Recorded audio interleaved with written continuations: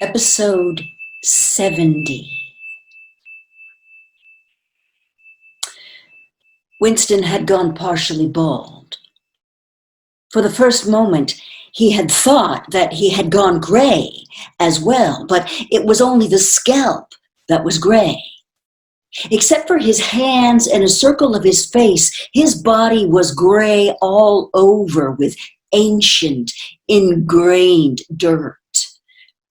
Here and there, under the dirt, there were the red scars of wounds, and near the ankle, the varicose ulcer was an inflamed mass with flakes of skin peeling off it.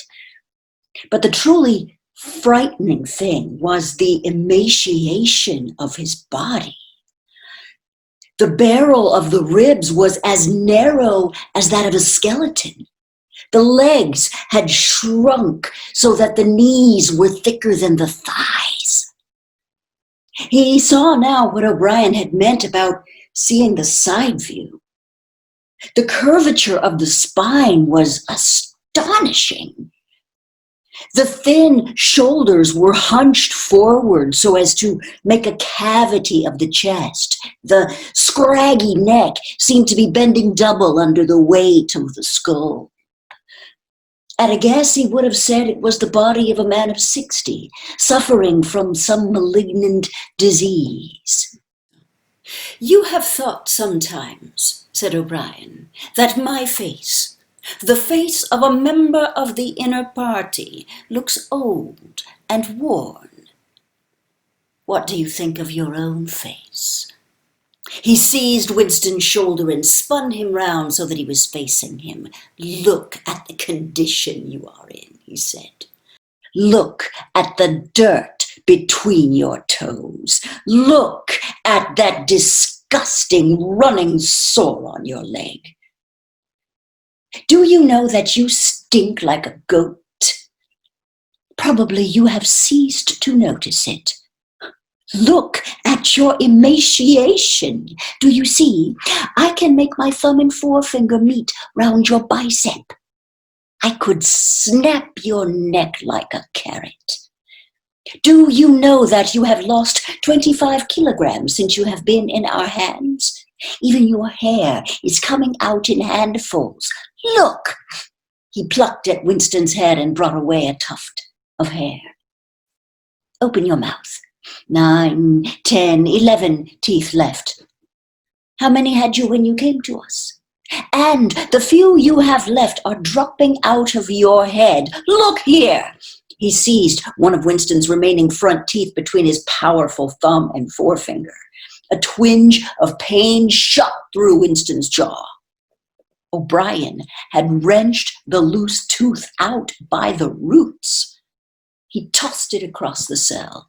"You are rotting away," he said. "You are falling to pieces. What are you? A bag of filth. Now turn around and look into that mirror again. Do you see that thing facing you? That is the last man. If you are human, that is humanity. Now put your clothes on again."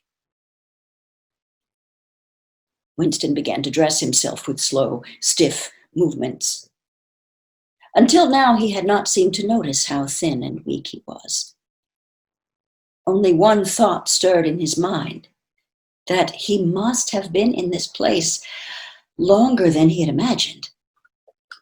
Then suddenly, as he fixed the miserable rags round himself, a feeling of pity for his ruined body overcame him. Before he knew what he was doing, he had collapsed onto a small stool that stood behind the bed and burst into tears.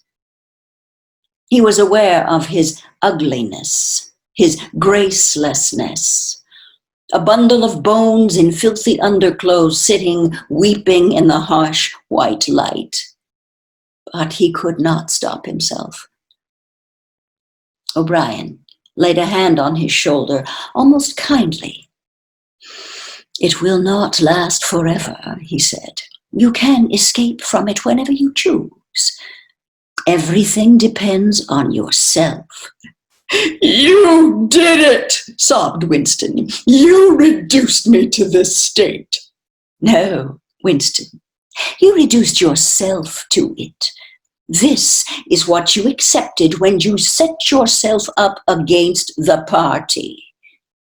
It was all contained in that first act. Nothing has happened that you did not foresee. He paused and then went on. We have beaten you, Winston. We have broken you up.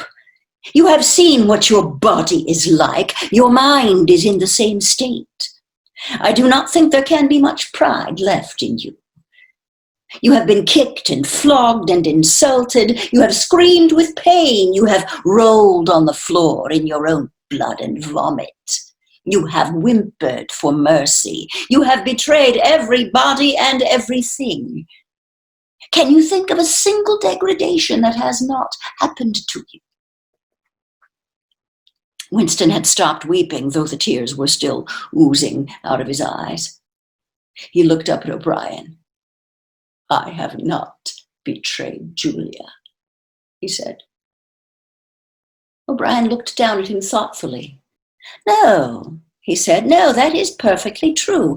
You have not betrayed Julia.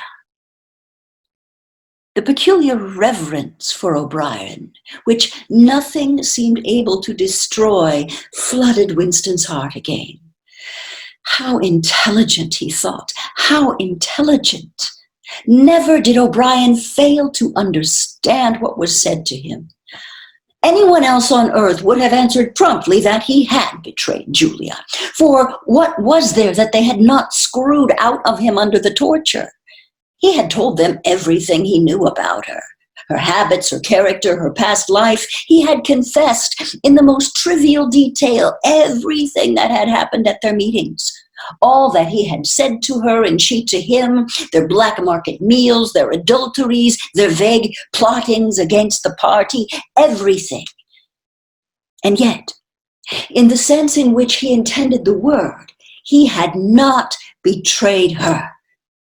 He had not stopped loving her.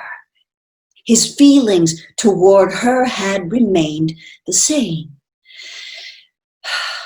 O'Brien had seen what he had meant without the need for explanation. Tell me, he said, how soon will they shoot me? It might be a long time, said O'Brien. You are a difficult case, but don't give up hope. Everyone is cured sooner or later. In the end, we shall shoot you. End of chapter 3.